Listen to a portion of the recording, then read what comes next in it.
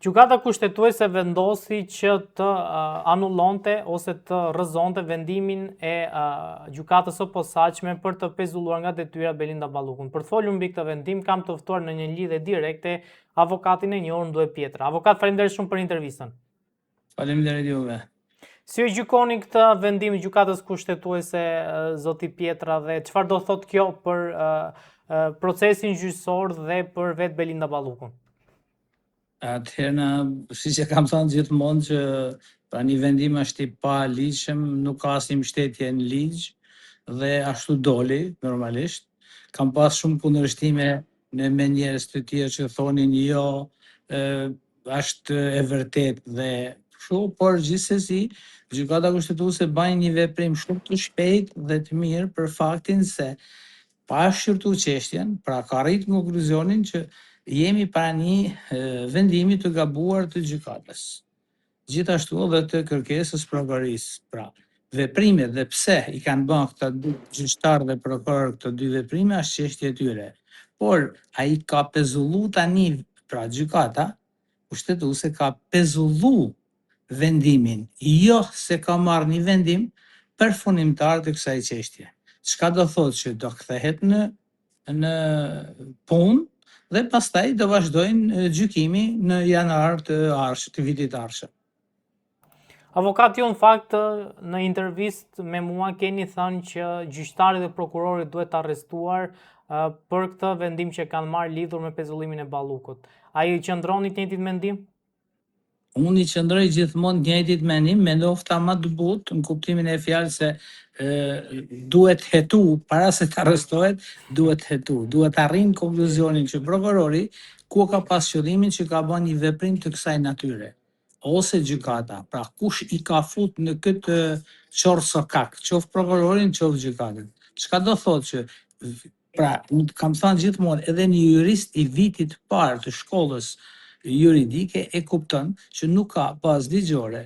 Pse e kanë bërë, duhet hetu nëse është i lidhur ose implikuar prokurori ose gjyqtari me palë të tjera. Ne gjithmonë themi që ka thënë, pra për një gjë që thuhet në Shqipëri, kanë thënë të hujt, kanë thënë ambasadorët, ka thënë Amerika, ka thënë Anglia.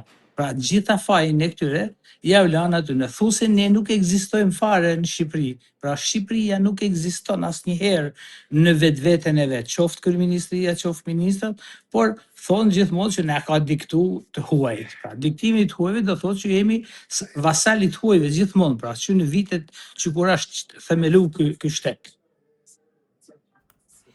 Zoti Pjetra, çfarë ndodh tani me seancën që do të zhvillohet në janar? Pra, besoni që do ketë një vendim të gjykatës kushtetuese për ta rrëzuar këtë kërkesë të SPAK-ut të gjykatës për pezullimin e Belinda Ballukut?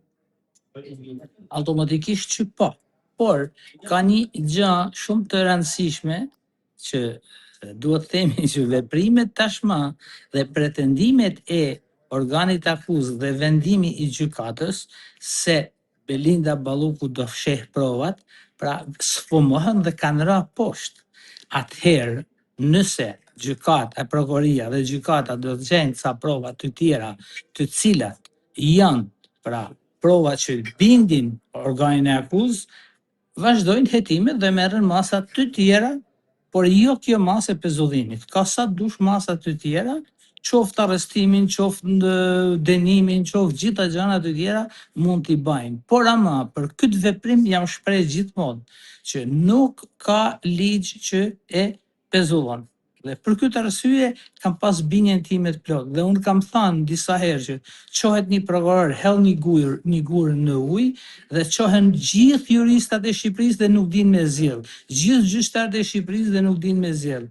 Por ka dhe gjë tjetër, tashmë shoqata e gjyqtarëve, çfarë do thot me këtë rast? Sepse atë janë gjithë ata gjyqtarë që o bëjnë o s'bëjnë, o kanë djeni o s'kan djeni, o kanë aftësi ose s'kan aftësi. Pse tani kur gjykata kushtetuese pra pezulloi këtë fakt, çfarë do thonë këta? Pra kryetari i shoqatës së gjyqtarëve, çfarë do thotë? Pra do thotë përsëri që më kërcënoi kryeministri, do thotë përsëri që më kërcënuan palët, jo zotëri. Pra jeni gabim. Pra do thotë që ju jeni të implikuar jeni të korruptum, pra pjesa më e madhe e gjyqtarëve. Avokat, në fakt, shumë eksponent Partisë Demokratike thonë që ky vendim i gjykatës kushtetuese erdhi si pasojë një presioni të shtuar të kryeministit Rama ndaj gjyqtarëve të kësaj gjykate. Sa mendoni që kjo hipotezë qëndron sipas jush? Në qoftë se gjykata kushtetuese nuk do bate këtë veprim, atëherë ne nuk do të kishim më as gjyqësor, as kushtetues, as një gjë. Pra nuk do të kishte asnjë lloj drejtësie në Shqipëri. Gjykata kushtetuese e mori me vonesë, sepse këtë gjë duhet ta bante që në momentin kur është bërë kërkesa pranë gjykatës kushtetuese, sepse është konstatuar që atëherë që jemi pranë një veprimi të paligjshëm. Dhe nuk ka pse ta zgjate gjithë këto ditë. Nuk ishte presioni, ishte ajo duke ju thënë qoftë kryeministri, qoftë juristat tjerë që kishin dy paremen, që zotëri jeni gabim, merrni masat dhe pasi u studiun mirë dhe kuptuan gabimin, morën këtë vendim që nuk mund të bëjnë më gjyqin momentalisht deri pas vitit të ri, por ama lirojnë dhe heqin masën e pezullimit për sa i përket paraqitjes së tonë. Zoti Pjetra, me vendimin e gjykatës kushtetuese për të rikthyer në detyrë Belinda Ballukun, a bie në vetvete edhe çështja e pezullimit, sepse në momentin që gjykata e posaçme vendos pezullimin se mund prish provat dhe mund të, po themi, intimidoj dëshmitarët, gjykata kushtetuese mund të mos e kishte marrë këtë vendim që ta rikthente Belinda Ballukun në detyrë deri në momentin që të shqyrtonte çështjen me datë 22 janar. Pra vetë që e riktheu në detyra, bie dhe vetë pretendimi i Spakut dhe GKK-s që ajo mund të prish provat?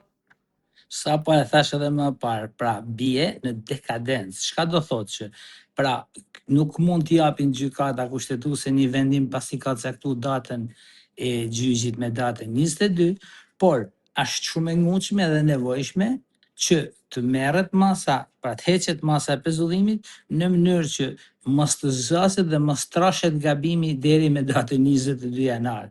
Pra ajo duhet të kthehet në detyrë dhe të vazhdojnë. Po kthimi në detyrë ja ka shfuqizu, ja ka pre durt prokurorit për sa i përket provave. Pra argumenti se Belinda Balluku do fsheh provat i ka ra prokurorisë, nuk ka më, i ka ra dhe gjykatës e cila ka dhënë vendimin. Pra nuk ekzistojnë më këto dy argumenta.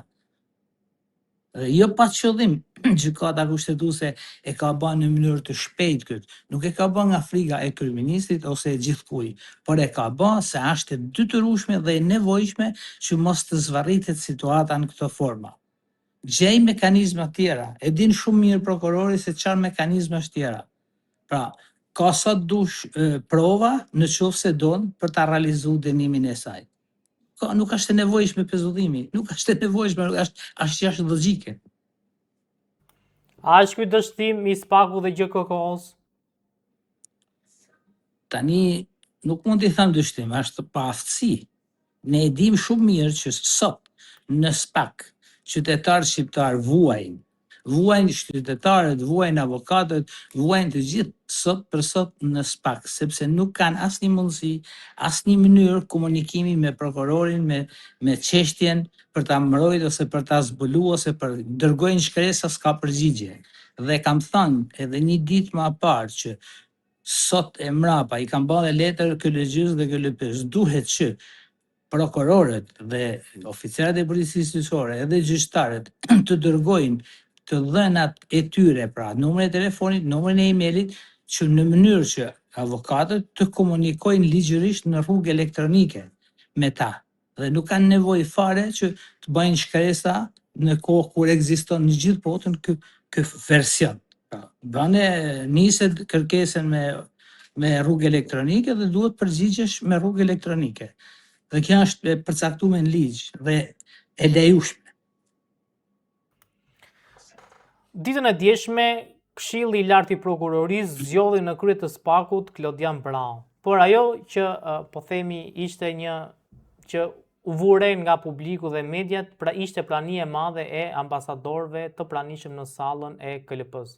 Si gjykoni këtë prani kaq të shtuar të ambasadorëve në zgjedhjen e kreut të një institucioni shqiptar? Tani gjitha këto rrëmuja këta i bajnë për lek. Nuk i bajnë më se na do ne shqiptarëve, qoftë ambasador, qoftë huajt që janë prezent në këto gjana. Tani, marrim një shembull. Çfarë ka në dorë drejtuesi i prokurorisë i SPAK-ut? Pra, ai thjesht ban menaxhimin e prokurorisë. Por çështjet nuk i heton ai. Nuk mund të ndikojë në asnjë prokuror. Pra, drejtuesi i SPAK-ut nuk mundet me i thënë prokurorit heto ose ban ose kryj ose arresto kyt ose liro kyt. Pra e ka të pamundur. Pra, keq interpretimi në trunin e njerëzve që ju kanë qitë çfarë them unë, i kanë furnizuar siç i ka furnizuar në veri gjithë ato vite, po i furnizojnë edhe tani me tronin që ne kryetari ose drejtuesi i SPAK-ut është njëshi që po ban namin. Asnjë gjë nuk ban. Asnjë gjë, vetëm njeh politikat e atij që e zgjedh. Sepse është prokurori i çështjes, ai që ka hetimin në dorë, ai që ka firmën dhe vulën në dorë. Nuk e ka më drejtuesi i SPAK-ut. Në qoftë se prokurori i çështjes thot lirimin e tij nuk mund të ndërhyjë në botë drejtuesi pse e lirove. Ose po arrestimin e një personit, qoftë ministrit e kujdo. Pra nuk i ka në dorë. Dhe kjo është interpretimi dhe keq interpretimi që ju bëjnë shqiptarëve të shkret. Pra, dhe të huajt, pra, që vinë, unë kam thënë disa herë, bien investojnë në Shqipëri dhe thonë kena investu 2 milion euro për drejtësinë ose 10 milion euro. Në këta 10 milion euro, vetëm pra 2 milion euro shpenzohen në Shqipëri. Të gjithë këta 8 milion euro i marrin këta të huajt që vinë për me në mësu ne se si funksionon dhe si bahet.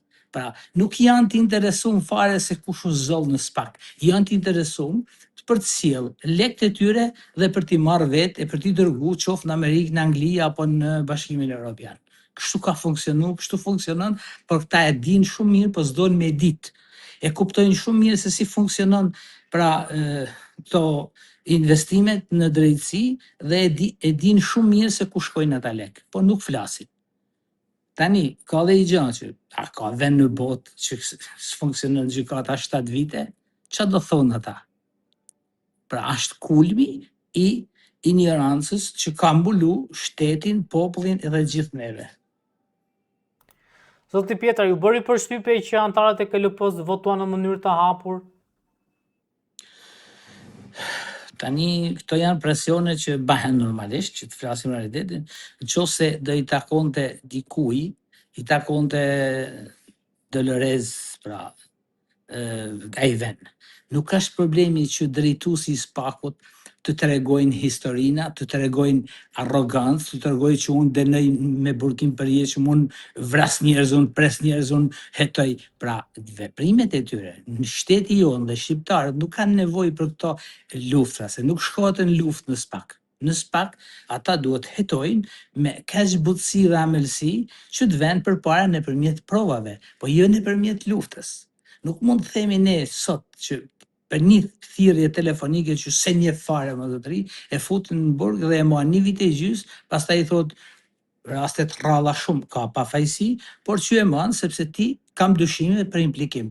Dhe deri më sot gjykata, KKO-ja, nuk ka bë punë tjetër veç ka bë punën e noterit, pra ka notarizu dhe aprovu vendimet e gjykatës e SPAK-ut. Pra, ne këtë i din gjithkush. Atëherë çfarë bëhet për ato? Në këtë pikë jemi. Ose duhet vend dorë gjykata kushtetuese, ose populli pra do ketë një katastrofë tjetër. Avokat, faleminderit shumë për intervistën. Faleminderit juve.